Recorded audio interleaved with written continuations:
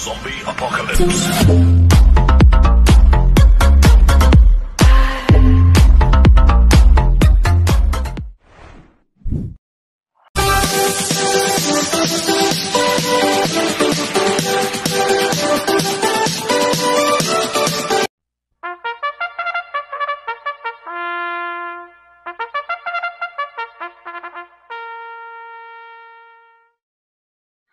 Magandang araw po mga bayang karerista. Ngayon po ay araw ng Biyernes, September 20, 2024. Karera po ng Metro Turf, Malbar, Batangas. Meron po tayong 7 karera sa araw na ito. Nandito lang po yung lingkod, Ranken Master Wang po, a.k.a. Elo Atubudoy, para magbigay ng giya at analysis sa inyo mga bayang karerista. Mga bayang karerista, start po ng karera natin 5 p.m. At bago po ako magsimula magbigay ng giya at analysis, huwag pong kalimutan subscribe, like, and share YouTube channel ko po. Siyempre, huwag din mong kalimutan i-click yung notification bell ko para updated po kayo sa mga bagong video ko. Kaya mag-start na po ako sa pagbibigay ng giya at analysis. Race 1, winner take all, cover series 1 to 7. May 7 kabayong tatakbo. Rating basis yung class 4, 16-21 split, distance 1,200 meters. First choice ko po dito, number 4, Bad Boy MJ, na sasakay po ni Apoy Asuncion. Ito, bumaba po ng rating basis ito si Bad Boy MJ. At siya po yung mayroong best time na 1.14.2 sa distance 1,200 meters. Kaya malaki po panalo sa akin ito. Kaya siya po first choice ko. Second choice ko po number 3, Aliana, na sasakyan po ni Amy Docampo. Last run po na ito noong September 7. Segundo po siya kay Agaron. At nagtala po siya ng 1.29.2 sa distance 1,400 meters. At meron pong 1.15 ito sa distance 1,200 meters si Aliana. Kaya may panalo rin sa akin to, kaya siya po second choice ko. Kaya ang first choice ko po number 4, Bad Boy MJ. Second choice number 3, Aliana. Sa race 2 po tayo, pick 6 cover races 2 to 7. May 6 na kabayong tatakbo. Rating basis M class 5-5 split racers sa distance 1,200 meters. First choice ko po dito number 3, Heirloom, na sasakyan po ni JC De La Cruz. Last run po ni Heirloom noong September 13. Segundo po siya kay Adorable Felicia. At nagtala po siya ng 1.15.8 sa distance 1,200 meters. Kaya malaki po panalo sa akin ito. Kaya siya po first choice ko.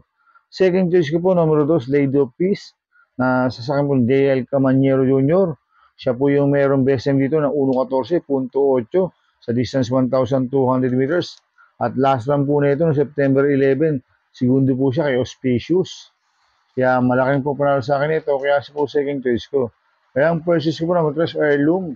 Second choice number 2, Lady of Peace. Sa race 3 po tayo, pick 5 cover series 3 to 7. May 6 na kabayong tatakbo. Rating basis yung class 5, 11-15 split. Distance 1,200 meters. First choice ko po dito, number 3, I Honors, na sasakyan po ni Mart Alvarez. Siya po yung merong best time dito na 1.13.2 sa distance 1,200 meters, si I Honors. Last run po nito noong August 23. Pang-apat po siya, kaya biglang buhos. Medyo hindi lang po maganda ang alis nito last run. At cambio nito, binigyan po kay Mart Alvarez. Last run, OP Cortez po sumakay dito. Kaya malaki po panalo sa akin nito, kaya siya po first choice ko. Second choice ko po yung Deremating number 4, 7 of Diamonds, na sasakyan po ni Kelvin Abobo.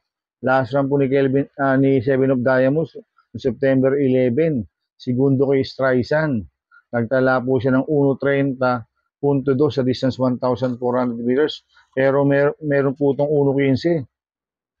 1.14 sa distance 1,200 meters, 7 of Diamonds. Kaya malaking po panalo sa akin ito, kaya siya po second choice ko. Kaya ang first choice po number 3, I Honors. Second choice number 4, 7 of Diamonds. Sa race 4 po tayo, pick 4 cover races 4 to 7. May 6 na kabayong tatakbo. Rating base yung class 5, 11-15 split. Distance 1,200 meters. First choice ko po dito yung bumaba po ng rating base system number 2, Cassis King, na sasakyan John Paul Guse.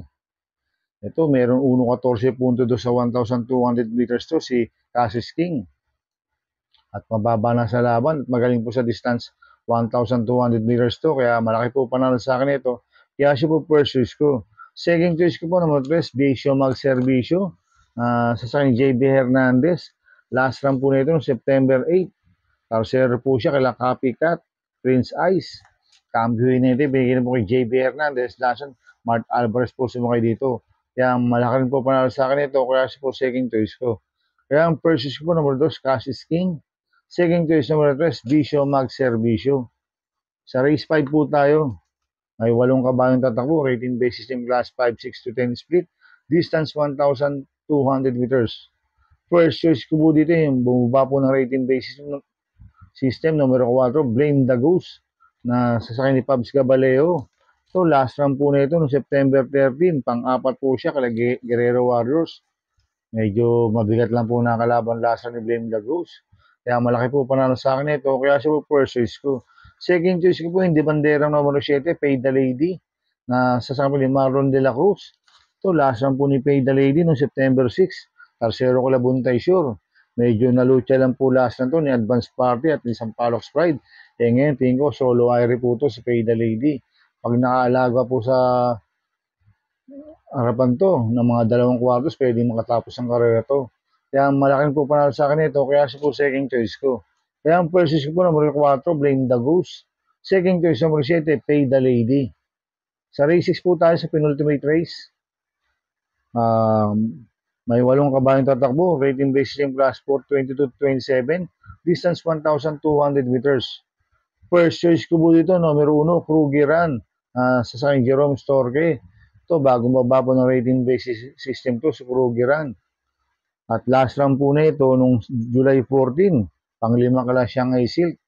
Cambio nito, binigyan po kay Jerome Storke, last run, Kelvin Abobo po sumakay dito. Kaya malaki po panalo sa akin ito, kaya siya po first choice ko. Second choice ko po yung numero 6, Full Combat Order, na sasakyan ni Pamboy Ponce. Ito, bagong baba rin po ng rating based system to, si Full Combat Order. At gamay po ni Pamboy Ponce to. Kaya malaki po panalo sa akin ito, kaya siya po second choice ko. At lalagyan ko pong third choice si Pandiado, number 3, Money for Bipani, na sasakyan JR de Ocampo. Ito, last run po na ito nung August 30. Tercero po siya kay Miss Ibiki. Maybell, medyo maganda yung tinakbo ni Money for Bipani last run, kaya magandang diado sa akin to. Kaya siya po third choice ko. Kaya ang first choice ko po, number 1, Krugeran. Second choice, number 6, Full Combat Order. Third choice si Pandiado, number 3, Money for Bipani. Sa race 7 po tayo sa last race. May 8 kabayong tatakbo, rating based system class 5, 6 to 10 split, distance 1,200 meters. First choice ko po dito, number 6, Lucky 222, na sasakit po ni John Alvin Guse. Ito, binalik ulit kay John Alvin Guse, gamit po ni John Alvin Guse ito, na ipanalo niya na uto, si Lucky 222. At matibay po sa harapan niya, kaya malaki po panalo sa akin ito, kaya siya po first choice ko. Second choice ko po, number 4, Let It Shine, na sasakyan po ni RA Base. Last run po na ito noong August 25, pang-apat nila Aliana. Si Let It Shine, medyo mabigat ang nakakalaban. Kaya malaki po panalo sa akin ito, kaya siya po second choice ko. At lalagyan ko po third choice sa Pandiado ng Rochete, Call to Honor, na sasakyan po ni Edgy Guerra. Last run po na ito, September 7, segundo kay Sinag. Kaya siya po third choice ko na Pandiado. Kaya ang first choice ko po, numero 6, Lucky 222. Second choice, numero 4, Let It Shine. Third choice, Pandiado, numero 7, Call to Honor. Good luck and happy racing mga bayang karista. Inuulit ko, ito gabay ko lang at analysis ko. Pero pagdating sa tayaan, kayo pa din ang mga susunod. Sana iswertihin tayo at magsitama. Kaya good luck po sa ating lahat mga bayang karista. Mga bayang, shoutout muna ko, happy racing po sa mga bagong subscriber ko at sa mga walang sawang sumusubaybay sa YouTube channel ko. Maraming salamat po. At happy racing po sa mga taga-Barkadaan OTV. At happy racing po sa mga taga-Pingping Boys. Sana iswertihin tayo at magsitama. Kaya good luck po sa ating lahat. Kaya mga bayang karisa, please subscribe my YouTube channel at Tubudoy 2.0 at sana lagi yung panoorin ang ads ko. Huwag niyo pong skip. Kaya maraming salamat po sa inyo and God bless.